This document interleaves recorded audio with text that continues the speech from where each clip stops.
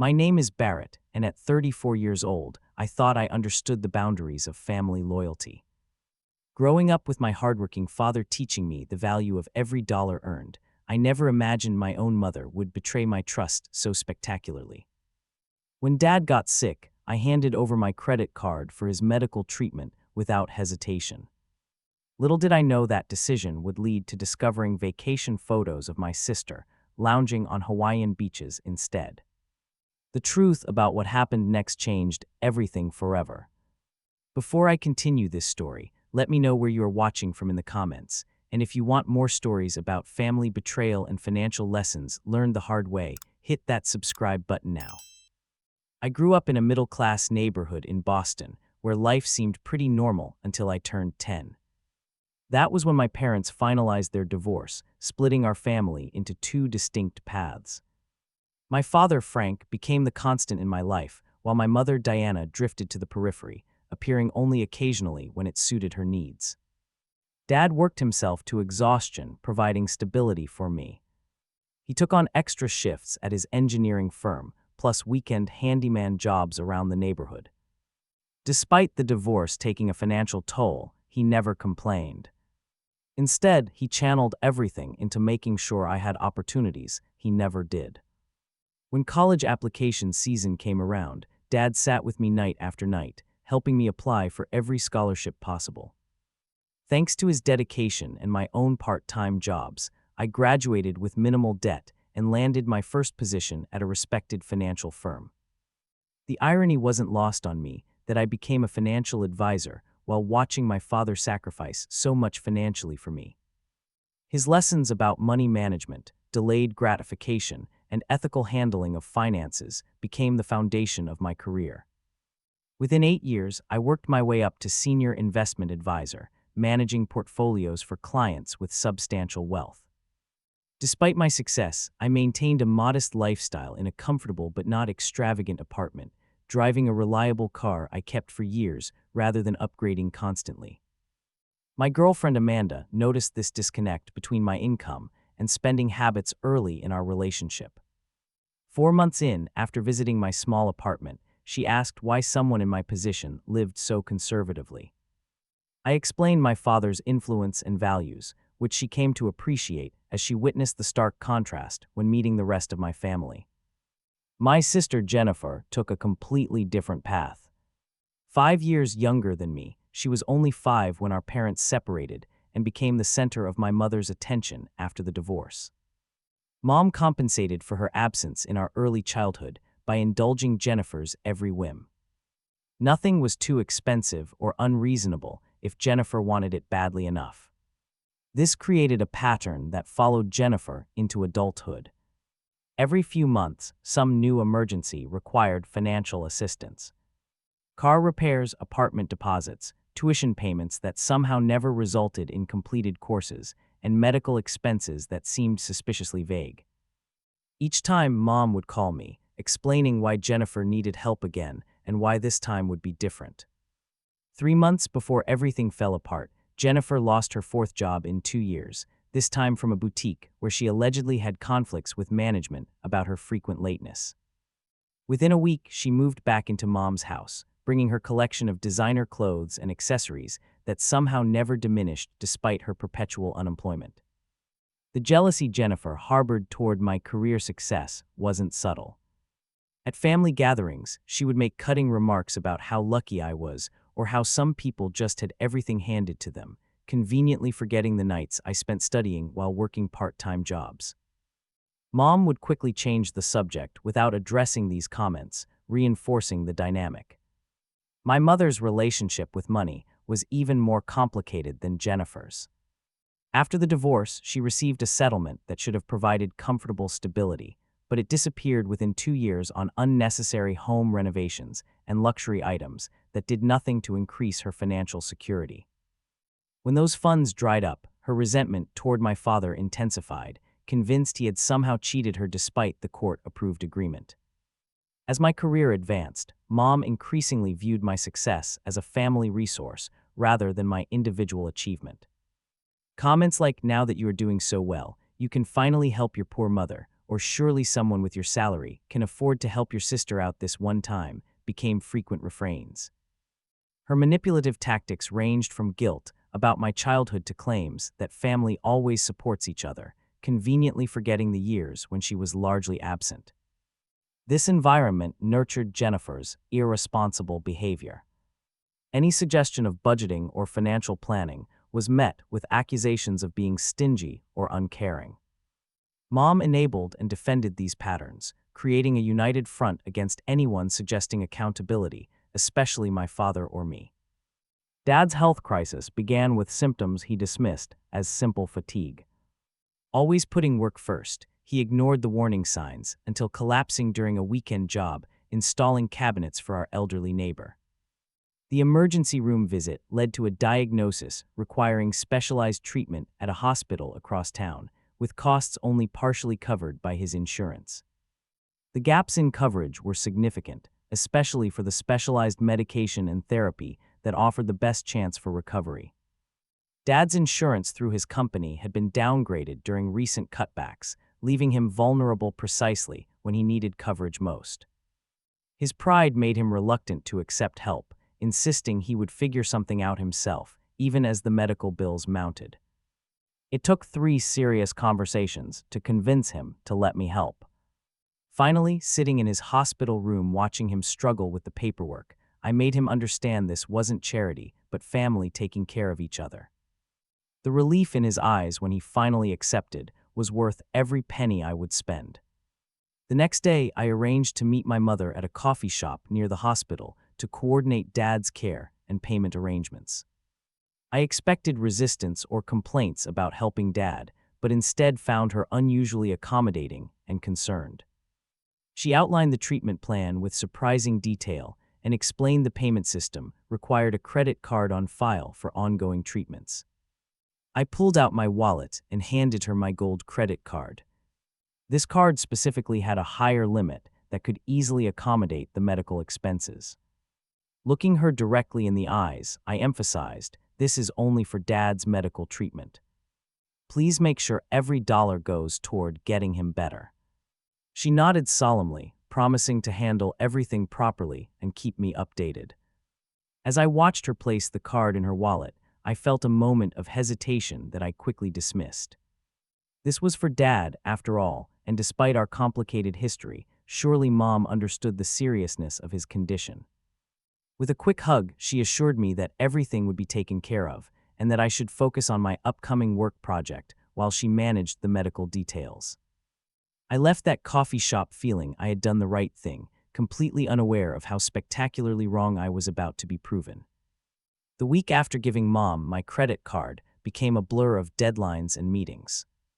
Our firm was handling a major portfolio, restructuring for a client with international interests, requiring constant attention and leaving little time for family matters. I trusted Mom was handling Dad's treatment as discussed, especially after receiving a few brief text messages from her about appointment schedules and medication pickups. Each morning began before dawn and ended well after midnight, my focus entirely on navigating complex financial regulations across different markets. The team relied on my attention to detail, and I wasn't about to let personal concerns interfere with professional responsibilities. Amanda brought dinner to my office twice that week, providing quiet support while understanding the importance of this project for my career. 5 days into this intense schedule, my phone buzzed with an unusual notification. The credit card app alerted me to potential suspicious activity, flagging multiple charges at retailers I had never visited. Scrolling through the recent transactions during a quick coffee break, confusion gave way to concern. Purchases at boutiques with Hawaiian names, charges from a resort in Maui, and airline tickets appeared in a steady stream over the past 3 days. My first thought was identity theft. I immediately tried calling my mother to verify Dad was still receiving treatment and to warn her about the apparent card compromise. The call went straight to voicemail. I sent a text asking about Dad's condition and mentioned the strange charges. Hours passed without response, unusual even considering our sometimes strained relationship. When Mom finally replied late that evening, her message was vague.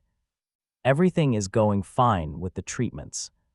The billing is a bit complicated, but being handled. Don't worry yourself about it. The evasiveness raised immediate red flags, especially when coupled with another notification of a significant charge at a luxury restaurant in Lahaina. The next morning, between meetings, I called the hospital directly to check on Dad's status.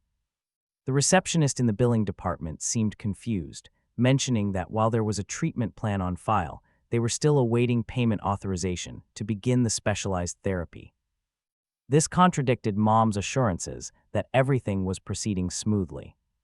A quick call to Dad himself revealed he had attended one preliminary appointment, but was waiting to hear about when the actual treatment would start. Growing increasingly concerned, I decided to leave work early and visit Dad in person. Finding him sitting alone in his small apartment, looking more tired than when I had last seen him, intensified my suspicions. He showed me the medication prescribed after his initial consultation, but explained the main treatment was pending some paperwork. When I asked if Mom had been helping coordinate with the hospital, he shrugged and mentioned he hadn't seen her in several days, assuming she was busy with work. That evening, I received an unexpected text from a colleague who followed Jennifer on social media. "Your sister sure looks like she is enjoying Hawaii. Is that a family trip? Send us some pictures of those beautiful beaches." This was the first I had heard of anyone in my family being in Hawaii. I rarely checked social media, preferring to keep my online presence minimal, but this prompted immediate investigation. Logging into my dormant accounts, I found Jennifer's profile filled with recent photos from various Hawaiian locations. There she was, posing in front of waterfalls, lounging on beaches with tropical drinks, and shopping in upscale boutiques. More shocking than her presence in Hawaii was spotting my mother in the background of several pictures, smiling and clearly enjoying herself rather than attending to Dad's medical needs as promised. My mind raced to reconcile these images with the conversations of the past week. Perhaps there was some explanation, some reason they would be in Hawaii while Dad sat alone in his apartment waiting for treatment. Maybe the treatment had been delayed for medical reasons, and they had taken a previously planned trip during the waiting period. Even as these rationalizations formed, I recognized them as unlikely at best. The timestamps on the photos matched exactly with the charges appearing on my credit card, building a picture I didn't want to accept. One particularly jarring image showed Jennifer wearing an expensive watch I recognized from one of the credit card charges, while another captured her and Mom dining at the exact restaurant that had triggered a notification the previous evening. I sat staring at these photos long into the night, the evidence mounting into an undeniable conclusion. The card I had provided for Dad's medical care was instead funding a luxury vacation for my sister and mother. Even with this evidence, some part of me still sought alternative explanations, unwilling to accept such a betrayal of trust during a genuine health crisis. Amanda found me still awake at 2 a.m, scrolling through credit card statements and social media posts. She took one look at the evidence and verbalized what I couldn't bring myself to say. "They took the money for your dad's treatment and spent it on a vacation instead." Her outside perspective, unclouded by family loyalty or history, laid bare the situation in terms I couldn't ignore. Sleep evaded me that night as I grappled with mounting evidence and emotional turmoil. The foundation of family trust, already fragile from years of similar but smaller incidents, now threatened to collapse completely. By morning, disappointment had hardened into resolve. It was time for direct confrontation, regardless of the consequences for relationships that now seemed built entirely on exploitation rather than love. The next morning, I called my mother from the privacy of my car before heading into the office. After several rings, she answered with obvious reluctance in her voice. Without preamble, I asked directly about Dad's treatment schedule and why the hospital was still awaiting payment authorization. Her response came with defensive indignation. "Honestly, Barrett, you need to trust me to handle these things. Your father's treatment is all arranged, just some administrative details being worked out. You know how these medical bureaucracies are." The dismissive tone made my blood pressure rise, but but I maintained composure. "I see plenty of charges on my credit card, but none from the hospital," I replied, the question implicit. Her response chilled me. "Well, there have been some necessary expenses. Managing your father's care is stressful, and Jennifer has been such a help to me. We needed a small break to be effective caregivers.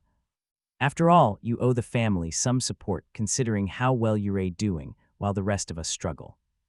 When I directly asked about the Hawaii trip, evident from both the card statements and social media, her defensiveness intensified. "It was just a little break, a few days to recharge. The way you're acting, you'd think we committed a crime.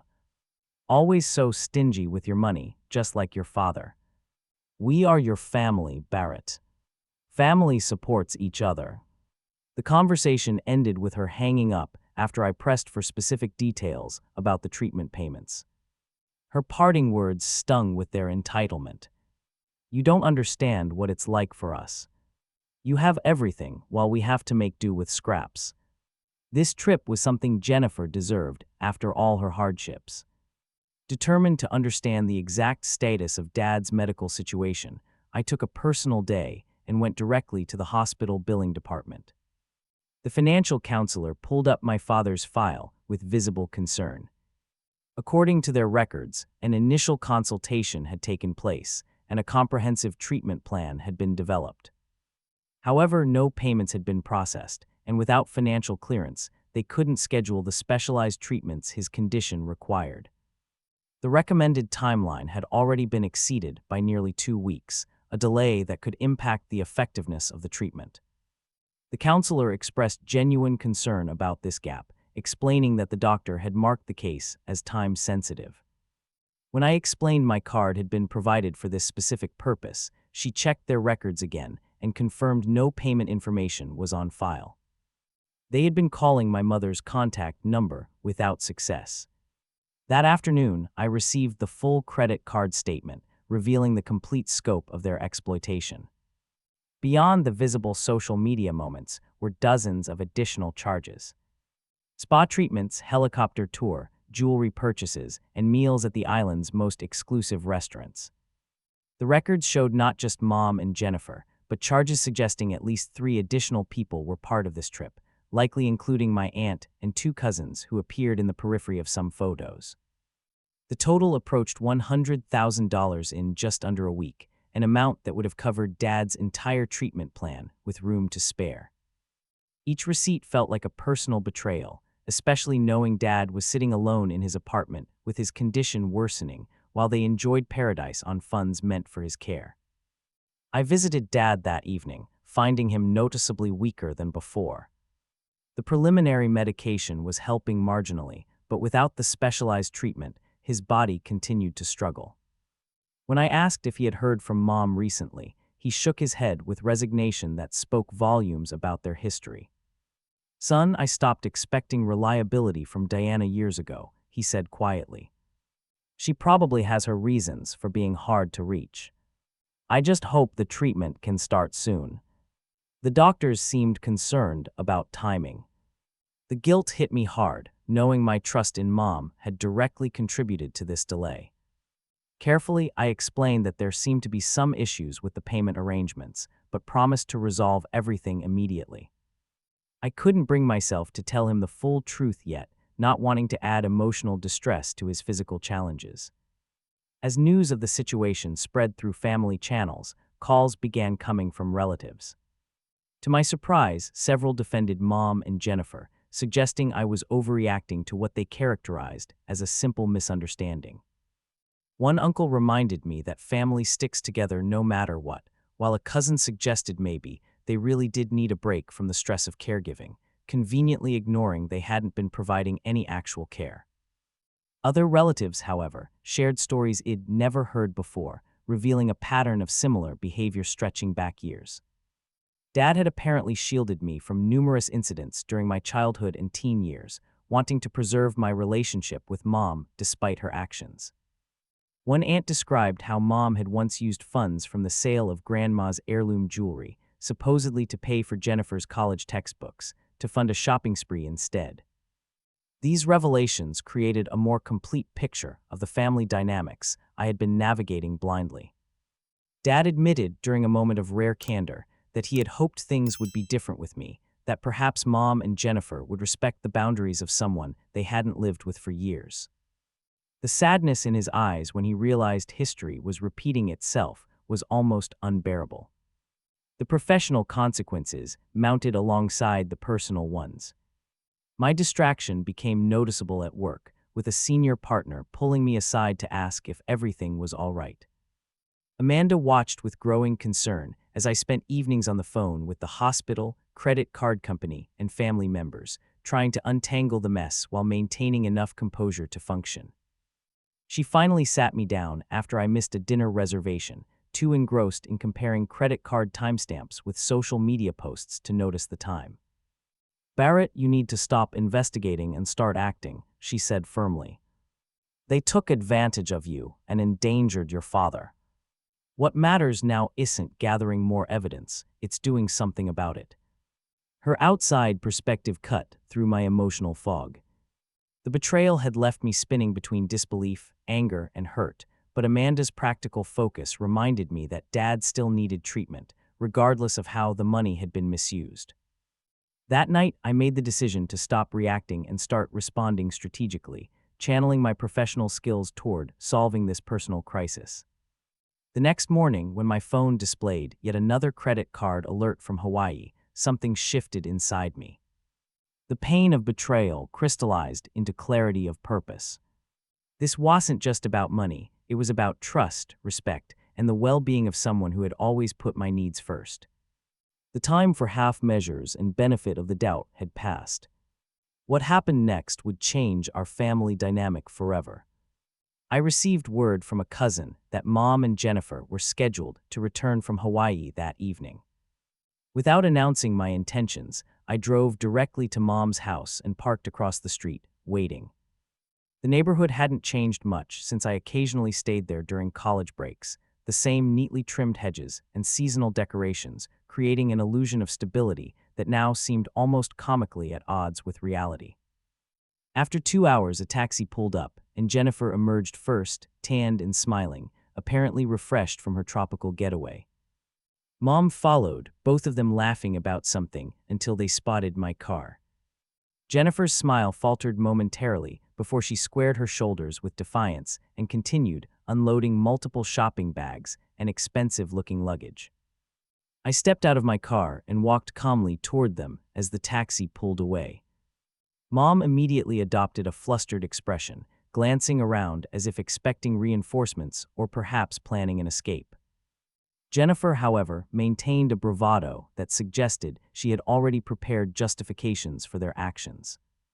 "Barrett, what a surprise," Mom exclaimed with forced cheerfulness. "We were just about to call you. How is everything?" The casual greeting, as if returning from a legitimate, discussed trip rather than an unauthorized spending spree with funds meant for life-saving treatment, confirmed that confrontation was inevitable. Standing in the driveway surrounded by their vacation spoils, I asked simply, "How's Dad's treatment going?" The question hung in the air, giving them an opportunity to volunteer the truth before I revealed what I knew. Mom began a vague response about paperwork delays and insurance complications, but Jennifer cut her off with an eye roll. "Oh my God, is that why you're here? To lecture us about Dad again?" "He is fine, Barrett.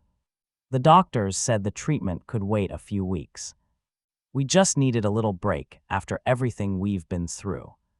Her dismissive tone suggested I was the unreasonable one for questioning their actions. I pulled out my phone and showed them the hospital billing record, indicating no payments had been processed and highlighting the doctor's notes about time sensitivity. Pointing to the dates, I asked, "How exactly does your vacation timeline align with these recommended treatment windows?" Mom attempted to change the subject, suggesting we go inside to discuss things calmly, clearly hoping to move the confrontation away from potential neighborhood witnesses. Jennifer, however, seemed to decide that offense was the best defense. "Look, I get that you're upset, but honestly, you're being dramatic. Everyone needs a break sometimes. I lost my job, remember? Mom has been dealing with all Dad's appointments. We deserved some relaxation. She gestured toward the house with the shopping bag still dangling from her wrist. A logo from a high-end retailer was clearly visible, matching one of the largest charges on my credit card. The casual entitlement in her voice pushed me toward a directness I had previously avoided. I turned to her and asked, "Where exactly did you get the money for this trip, Jennifer?" Her response came with a smug smile that would be forever etched in my memory. "Thanks to your credit card, but don't worry, I only used $100,000. The trip's expensive in peak season, but we were careful with the rest." The way she emphasized careful suggested I should be grateful for their restraint. For a moment, I stood perfectly still, absorbing the brazen admission. There was no pretense of emergency, no claim of misunderstanding my instructions, just open acknowledgement that they had deliberately misused funds meant for medical treatment. In that moment of clarity, I made a decision to respond with strategy rather than emotion. I laughed, genuinely amused by what they didn't know. "My card has only $100 on it," I replied calmly. "Did you check the name?" Confusion spread across both their faces, followed quickly by alarm. Mom fumbled in her purse, pulling out the gold credit card I had given her. She examined it closely for the first time, her expression shifting as she realized the mistake. "This is Frank's emergency platinum card," she whispered, the color draining from her face. "It looks just like yours from the same bank." The truth dawned on all of us simultaneously. Years ago, Dad had added me as an authorized user on his emergency card, which I kept in my wallet but never used out of respect for his finances. Both cards had similar designs with the same bank logo, distinguished mainly by the name printed on the front. In her haste to access funds, Mom had never actually checked whose card she was using. Jennifer stared at the card in disbelief. But you gave it to us for Dad," she stammered, her confidence evaporating. Mom dropped into one of the patio chairs, suddenly looking much older. "I gave you my gold card specifically for Dad's medical expenses," I clarified. "The card you took and spent on Hawaii was Dad's emergency fund, the one he saved for over 20 years for genuine crises. You didn't just steal from me, you stole directly from him." The implications cascaded through our conversation. They hadn't just misused my money, they had depleted Dad's carefully maintained safety net, while simultaneously preventing it from being used for its intended purpose, his medical care. The irony would have been almost poetic if it weren't so devastating. Jennifer quickly shifted to anger, her default response to accountability. "This is your fault," she shouted. "You should have been clearer about which card was which. How were we supposed to know?" She turned to Mom for support, but for once found none forthcoming. Mom sat silently, the reality of their actions finally breaking through her practiced justifications. "It was Dad's card," she repeated quietly, almost to herself. "All these years, I thought he never saved anything substantial, that he was just being stingy with the divorce settlement. But he had this fund all along, just never for me or Jennifer." The moment of realization was interrupted by my phone ringing. The hospital's number appeared on the screen. With growing dread, I answered to hear a nurse explaining that Dad had been admitted through emergency after a severe episode related to his delayed treatment. His condition had deteriorated significantly, and they needed authorization for immediate intervention. I provided the necessary approvals without hesitation, agreeing to arrive at the hospital within the hour with payment information. As I ended the call, I looked directly at Mom and Jennifer, who had been watching my expression grow increasingly grim. "Dad is in emergency care because his condition worsened without the treatment you were supposed to arrange," I said, my voice steady despite the emotion threatening to overwhelm me. "While you were enjoying Hawaii on his emergency fund, he was alone in his apartment, getting worse every day." For the first time, genuine horror registered on Jennifer's face as the concrete consequences of their actions became impossible to dismiss. Mom began crying, whether from genuine remorse or self-pity, remained unclear. She reached for my arm, but I stepped back. "Barrett, we didn't know," she pleaded. "We thought the treatment could wait. The doctor said it wasn't immediately life-threatening. But it was time-sensitive," I corrected her. "Which is why I gave you my card specifically for that purpose, not for vacations while he sat waiting. I need to go to him now, and we will discuss the consequences of this when he's stable." Jennifer, always quick to find escape routes from responsibility, attempted one final deflection. "It was just a misunderstanding about which card was which," she insisted. "We can explain everything to Dad, and I'm sure he'll understand. Family forgives family." The years of enabling, justifications, and avoided accountability crystallized in that statement, pushing me past a boundary I hadn't known existed within me. The composure I had maintained cracked, releasing the raw emotions I had suppressed through the entire ordeal. "This isn't about forgiveness," I said, my voice rising for the first time. "This is about a pattern that stops now. You took money meant for life-saving treatment and spent it on luxury items while he got sicker.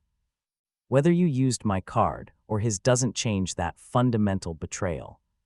There will be consequences this time, real ones, because I am done enabling behavior that hurts the people I love." The force of my declaration seemed to physically push them back. Mom sank further into her chair while Jennifer stood frozen, perhaps recognizing for the first time that the safety net of excuses and family loyalty had finally, irrevocably torn. I left them there among their vacation souvenirs and shopping bags, the evidence of their priorities scattered across the driveway like an indictment. Driving toward the hospital, I felt a strange combination of heartbreak and liberation. Something had broken permanently in our family dynamics, but in that breaking, perhaps something healthier could eventually grow. The hospital corridors seemed endless as I made my way to Dad's room in the cardiac care unit.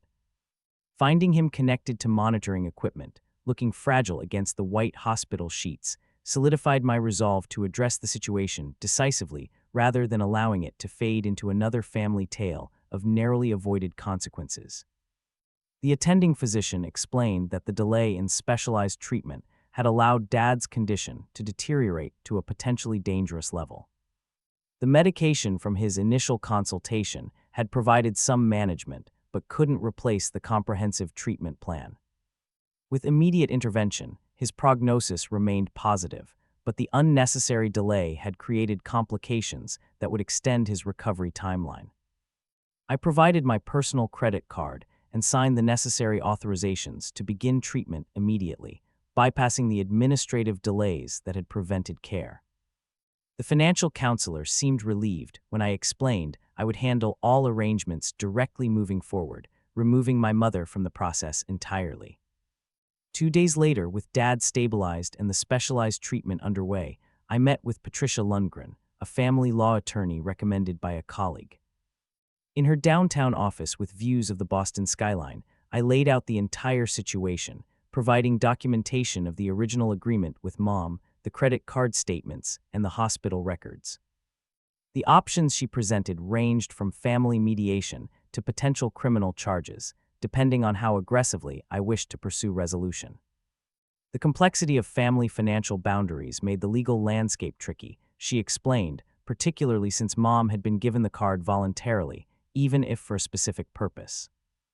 Given Dad's fragile health and the family relationships at stake, I chose to pursue civil action initially, with criminal charges held in reserve if necessary.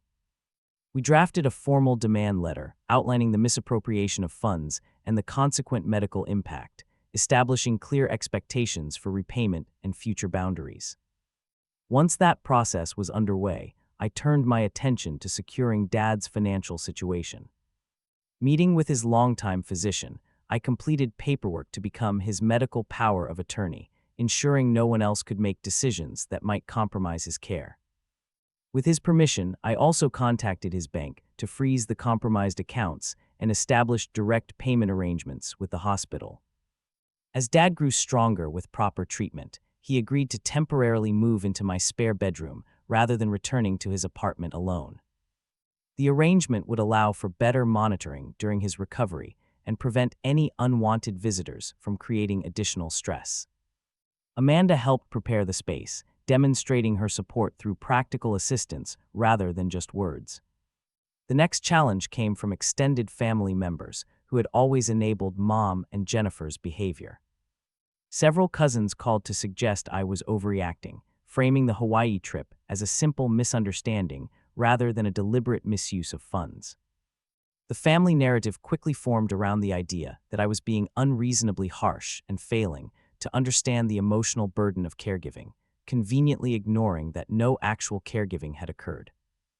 Instead of arguing each point, I invited these relatives to meet me at the hospital, where I methodically presented the timeline of events alongside Dad's medical records. For some, seeing the direct connection between the mistreatments and his deterioration shifted their perspective dramatically. One aunt who had initially defended Mom left the meeting in tears, apologizing for her role in perpetuating harmful patterns. Others, however, maintained their position that family loyalty should supersede accountability. My maternal uncle Mark insisted that regardless of what happened, blood ties demanded forgiveness without consequences. These conversations revealed the deep roots of the dysfunction, showing how multiple generations had contributed to creating an environment where exploitative behavior thrived under the guise of family support. Balancing the personal crisis with professional responsibilities required additional support systems. I requested 2 weeks of family emergency leave from work, briefly explaining the medical situation without detailing the family drama. My supervisor, having noticed my distraction, approved the time without hesitation and arranged for my clients to receive temporary coverage. Amanda suggested I consider therapy to process the complex emotions of betrayal, guilt, and anger that surfaced throughout the ordeal. Initially resistant, I eventually scheduled an appointment with Dr. Kareem Washington, a psychologist specializing in family dynamics. His objective perspective helped me distinguish between genuine family loyalty and the exploitative patterns I had been conditioned to accept as normal. In one particularly insightful session, Dr. Washington observed, "You've been trained to view boundary enforcement as disloyalty, when in fact, it's the healthiest expression of love in dysfunctional systems." This framing helped me approach the situation with greater clarity, recognizing that enabling further harmful behavior served no one, least of all those engaging in it. With professional support in place, I consulted financial advisor Sofia Menendez to restructure both Dad's and my own assets. We created protected accounts that would fund ongoing medical care while shielding the majority of resources from unauthorized access. The painful lessons of this experience translated into concrete safeguards against future exploitation. Throughout this process, I maintained minimal contact with Mom and Jennifer, responding to messages only through my attorney. Their initial reactions followed predictable patterns. Jennifer alternated between angry accusations and tearful pleas, while Mom attempted to leverage old emotional connections with references to my childhood and her sacrifices. Both approaches lost effectiveness as I maintained consistent boundaries. When the formal repayment plan was presented through legal channels, their resistance intensified briefly before reality set in. The document outlined concrete consequences, including potential property liens and credit implications if the agreement wasn't honored. It established structured repayment of the misused funds with third-party oversight to ensure compliance. Rather than pursuing revenge, I focused the agreement on recovery. The terms required financial counseling for both Mom and Jennifer, creating accountability while offering a path toward more responsible behavior. The consequences were significant, but oriented toward rehabilitation rather than punishment, reflecting Dad's influence on my values despite everything that had happened. As Dad grew stronger through proper treatment, our conversations sometimes turned to the situation with Mom and Jennifer. During one evening as we shared dinner in my apartment, he expressed both sadness and relief about the enforced boundaries. "You know, I always hoped they would change on their own," he admitted, pushing food around his plate. "Thought if I just loved them enough, they'd eventually see the damage they were doing." He looked up with tired eyes that had seen too many cycles of the same patterns. Sometimes loving someone means being strong enough to say no, even when it's painful. I am proud of you for finding that strength sooner than I did. That conversation marked a turning point in my approach. The boundaries weren't just about protecting financial resources, but about creating space for healthier relationships to potentially develop. Whether Mom and Jennifer would choose that path remained uncertain, but for the first time, the choice was genuinely theirs rather than enabled by those around them. The legal consequences began materializing 3 weeks after the formal demand letter was delivered. My attorney filed civil claims for financial misconduct and breach of fiduciary duty, using the documented timeline of events to establish clear liability. Rather than pursuing the maximum penalties possible, we structured the agreement to focus on recovery of funds and prevention of future incidents. The house where Mom lived, which was jointly owned with Dad through their divorce agreement, became central to negotiations. The equity would serve as collateral against the repayment plan, with the understanding that failure to comply could result in forced sale to satisfy the debt. This leverage finally brought Mom to the negotiating table with genuine seriousness rather than emotional manipulation. Jennifer faced more immediate consequences when her car was repossessed as part of the initial settlement. The vehicle, purchased with joint funds from Mom but primarily used by Jennifer, represented the first tangible impact of their actions. The day it was towed from Mom's driveway generated a series of angry calls that went unanswered, replaced instead by communication through proper legal channels. The structured repayment plan included oversight from a court-appointed financial monitor who would review all expenditures over $500. This unprecedented level of supervision initially prompted resistance, with Mom claiming it violated her privacy and dignity. The alternative criminal charges for credit card fraud quickly ended those objections, replacing them with reluctant compliance. Beyond the legal ramifications, family dynamics shifted dramatically. The annual Thanksgiving gathering, traditionally held at Mom's house, was canceled amid uncertainty about who would attend. Family members felt forced to choose sides, creating divisions that rippled through previously stable relationships.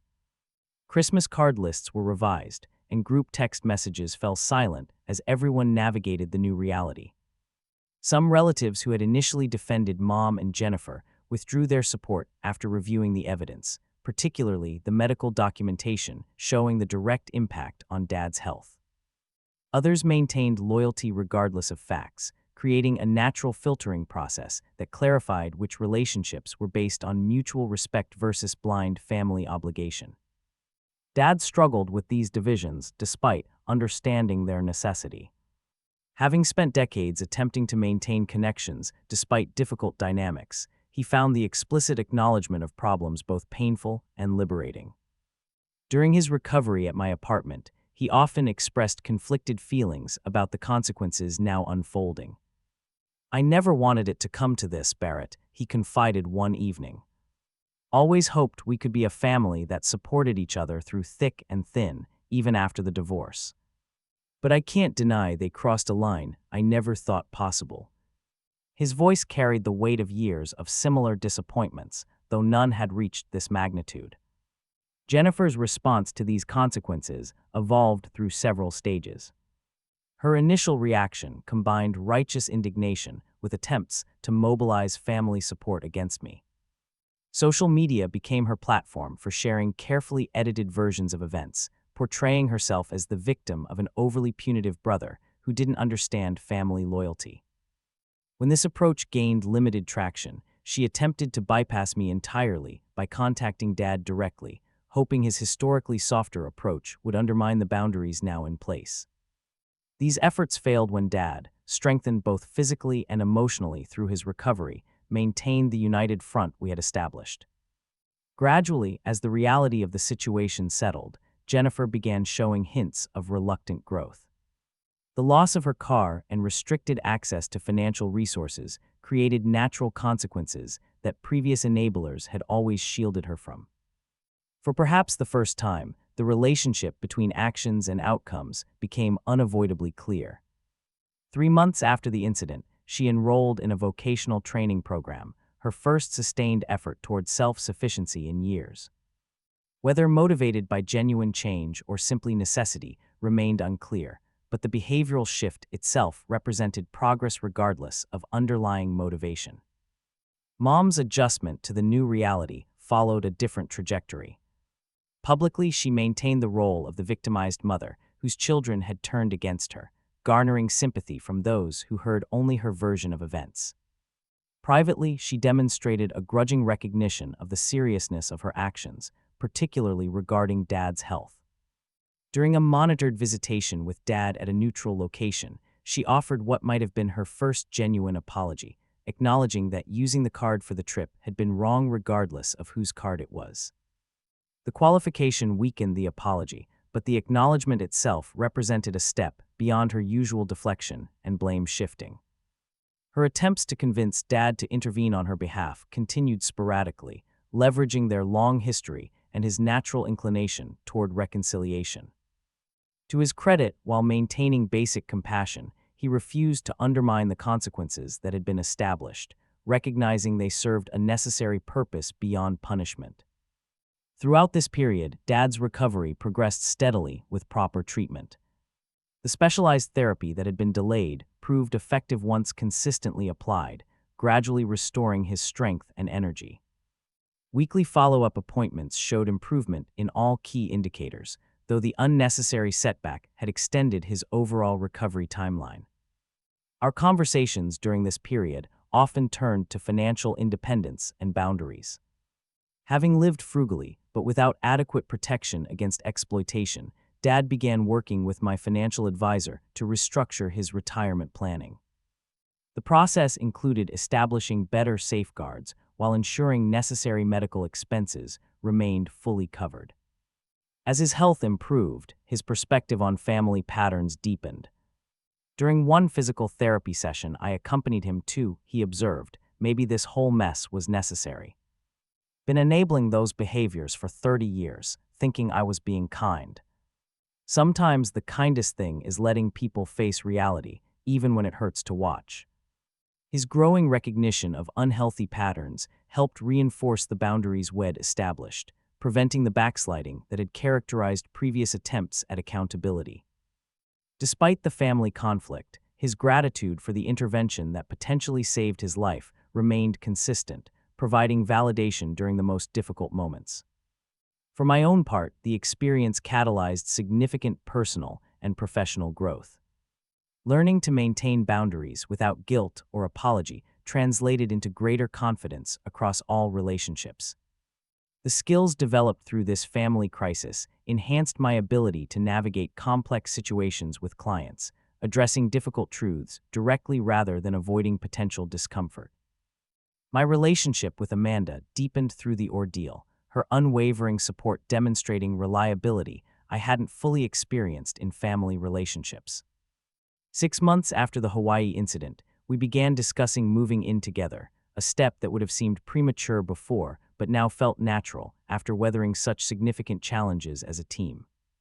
Professionally, despite the personal disruption, my performance eventually improved. The assertiveness developed through family boundary setting translated into more direct client communications, especially when delivering necessary but unwelcome financial advice. My supervisor noted this evolution during a performance review, commenting that difficult personal experiences often accelerate professional maturity when properly integrated. As the immediate crisis stabilized, the focus shifted from crisis management to long-term sustainability. The boundaries established would require ongoing maintenance, particularly as Mom and Jennifer tested them periodically. Each test provided an opportunity to demonstrate consistency, gradually reinforcing the new normal until testing became less frequent. This period of consequences and adjustment, while painful for everyone involved, laid essential groundwork for whatever relationships might be possible moving forward. The enforced distance created space for reflection that years of entangled enabling had prevented, offering at least the possibility of healthier connections in the future. 1 year after the Hawaii incident that changed everything, I stood in the backyard of my new home, watching Dad demonstrate his restored strength by helping build a garden bed for spring planting. The property, a modest colonial with a generous yard in a quiet suburb, represented not just financial investment, but emotional growth, the ability to put down roots despite family uncertainty. Dad had recovered beyond the doctor's initial expectations, his determination combined with proper treatment, creating what one specialist called remarkable progress. Though he would always need certain medications, he had regained independence and energy that seemed impossible during those dark days in the hospital. He had returned to his own apartment 6 months earlier, but visited regularly, especially since I had moved farther from the city. Our conversation flowed easily as we worked, touching on everything from baseball predictions to financial markets, comfortable silence alternating with meaningful exchange. The easy relationship we'd rebuilt contrasted sharply with the complicated family dynamics still unfolding with Mom and Jennifer. Amanda joined us, carrying lemonade and surveying our progress with playful criticism. The engagement ring on her finger caught the afternoon sunlight, a recent development that Dad had enthusiastically supported. Her integration into our small family circle had been seamless, her outsider perspective frequently providing clarity when old patterns threatened to resurface. My healing journey had progressed through multiple channels over the months. Regular sessions with Dr. Washington helped process the complex emotions surrounding family betrayal. The initial raw anger had gradually transformed into something more nuanced and understanding, that the patterns had deep roots beyond any single incident, and that my own participation had sometimes enabled their continuation. Forgiveness emerged as an ongoing process rather than a single decision. Some days brought clarity and compassion, others resurfaced the hurt and disbelief that family members could choose vacation photos over a father's health. Dr. Washington emphasized that this fluctuation was normal, that healing followed a spiral rather than a linear path, revisiting emotions at deeper levels over time. The most valuable insights centered on distinguishing between helping and enabling, between generous support and destructive sacrifice. The language of boundaries became fluent through practice, replacing vague discomfort with clear, enforceable limits. These skills strengthened all relationships, not just the complicated family ones that had necessitated their development. My relationship with Mom and Jennifer had evolved into something carefully structured. Contact remained limited and primarily focused on necessary logistics. Financial boundaries were strictly maintained, with the repayment plan proceeding under continued oversight. The court-appointed monitor reported consistent compliance, suggesting the concrete consequences had made an impression where emotional appeals had failed. Small steps toward rebuilding trust emerged occasionally. Jennifer completed her vocational training and secured stable employment for the first time in years. The independence this created reduced her financial dependence on both Mom and me, allowing for interactions based on choice rather than necessity. During a brief coffee meeting 3 months earlier, she had acknowledged, without prompting, that the Hawaii trip had been completely inappropriate regardless of whose card was used. Mom's evolution proved slower but not absent. Her initial attempts to maintain the victim narrative gradually gave way to reluctant acceptance of responsibility, particularly after several family members witnessed the evidence firsthand. During Dad's birthday dinner, she managed her first direct apology to him without qualifications or deflections, a small but significant shift in accountability. These improvements, while meaningful, existed alongside the recognition that some relationships function best with distance.